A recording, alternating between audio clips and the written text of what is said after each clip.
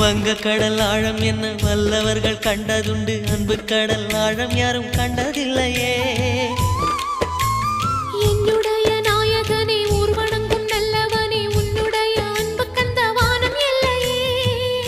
எனக்கென வந்த தேவதையே சரிபாதி நீ அல்லவா.